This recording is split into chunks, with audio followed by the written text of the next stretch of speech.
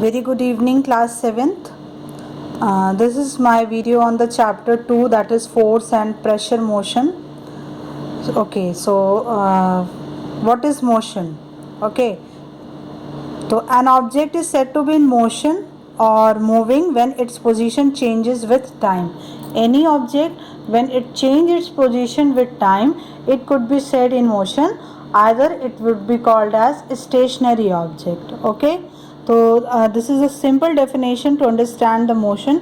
You can here see the diagram also. The position of moving changes with time, of a moving car changes with time. You can see the car's position with respect to time.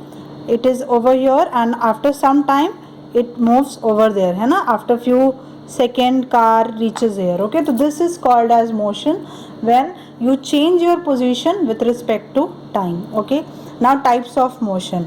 So there are many types of motion, but the motions we have to discuss are translatory motion, circular motion, rotational motion, repetitive motion,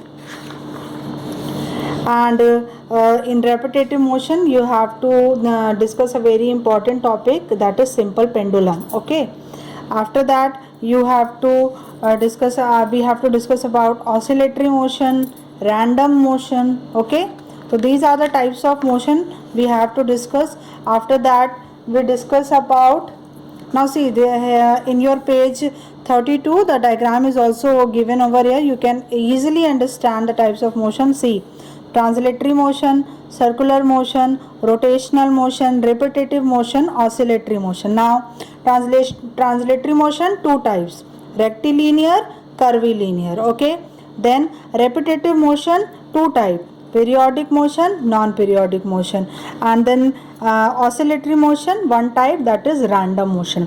So all we're going to discuss about all these types of motion in this chapter. Okay, then we discuss about scalar and vector quantity, because in physics we have to discuss about units, right? So according to that unit we have to discuss about the quantities also, that is scalar quantity, vector quantity. Then we discuss about distance and displacement, a very important term.